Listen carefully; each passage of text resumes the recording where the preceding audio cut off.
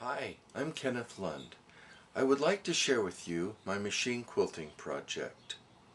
For the last 3 years I've been building quilt frames that utilize a home sewing machine. I've been experimenting with, testing, and building frames, and I've shipped frames around the world for other quilters to use and enjoy. I've learned an awful lot about the process and would like to share what I've learned with you. I have had many requests from quilters for instruction on how to use a frame in a home sewing machine to do machine quilting. So in addition to building the frames, I've started producing a series of videos that will teach the process. While it's not complicated, there are many essentials, basics, tips and tricks that I have learned that will save you the frustration of learning by trial and error. So I'd like to share these with you in the videos that I produce. First, let's discuss why to use a quilt frame. Quite simply, its purpose is just to hold the layers of the quilt together. By holding the quilt top, the batting, and the backing together and mounted on the rolls, and then the rolls mounted in the frame and stretched taut between the rolls and from side to side, then the quilter is able to manipulate the machine and concentrate on the stitching and on the stitching patterns that one wants to develop, thus making it a lot easier than trying to stitch while manipulating the bulk of the quilt, moving it under the arm of the machine and so forth. Using a quilt frame in a home type sewing machine for machine quilting, I believe there is another really important advantage and factor to consider. The frames that I build allow the individual to sit close to the work while they machine quilt. I believe this is a huge advantage, not only in comfort, but in being able to sit and concentrate on fine detail work. This just simply is not an option with larger commercial long arm machines or even some of the mid-sized long arm and quilt frames.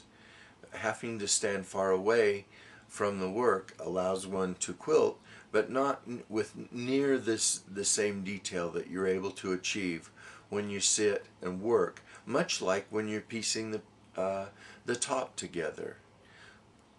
Even though quilting with a home type sewing machine is slower than a commercial long arm machine, it's amazing how much area and how much quilting can be accomplished in a really short period of time.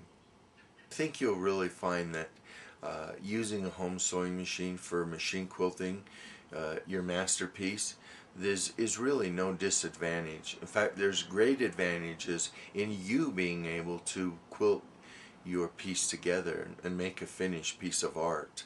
The frame that I have here is a track mount type frame.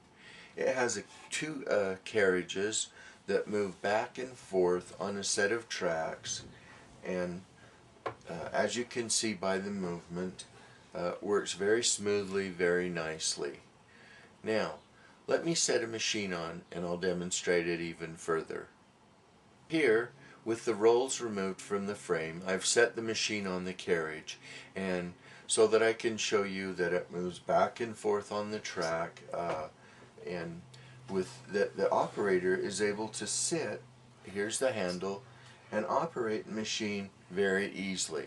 And again, being able to sit, being able to work close to the work is awesome. You can not only be comfortable, enjoy your hobby at the end of the day, but you can perform incredible detail work on your quilt top. And again, it is so amazing how much area you can cover so fast. The speed of the machine is really no disadvantage at all. So as you can see with the quilt mounted to the frame, that this roll for this back is called the finished roll, the roll that has the 3 quilt layers combined, and that as quilting is accomplished, the finish work rolls up on it. Now this roll, next, it holds the quilt top. The batting does not go on a roll, I roll it up and keep it just kind of separate. This roll, as you can see, is the backing roll, and so it holds that layer taut. Now, the reason that the batting is not on a roll is that we still want to be able to sit while we work and work the handle. So you'll notice that for optimum results you'll want to get a table that's the right height and a chair that's the right height, so that you can visually see the stitching work going on here. It's really not that bad working with the batting with it rolled up.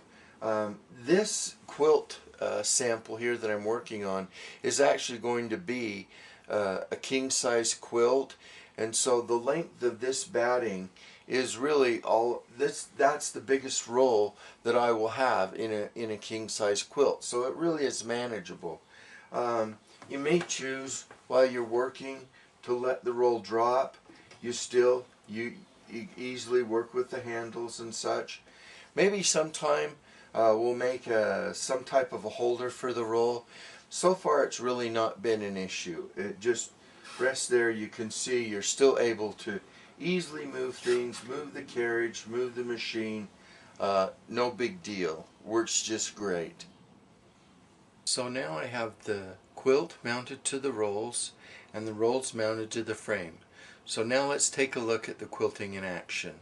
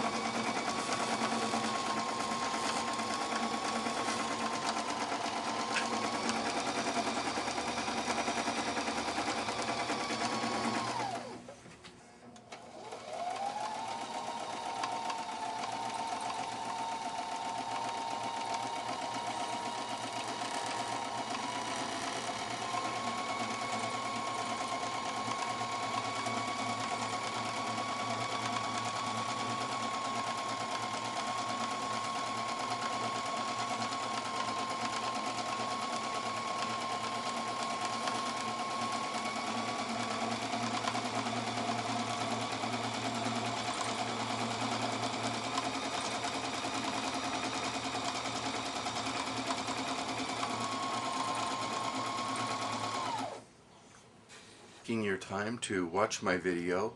I hope that the information that I present will be beneficial to you. I hope that you'll enjoy the quilt frames as much as I enjoy building them. It's been a lot of fun seeing people around the world use the frames. They're inexpensive, easy to use, and so providing great results for both amateurs and those with more skill. On the trailer at the end of this video lists my blog address as well as my email address, so if you'd like to be kept up to date on new projects and new videos, just drop me a line and put quilt frames somewhere in the subject line, and I'll be sure to get back with you on new things. So thanks again.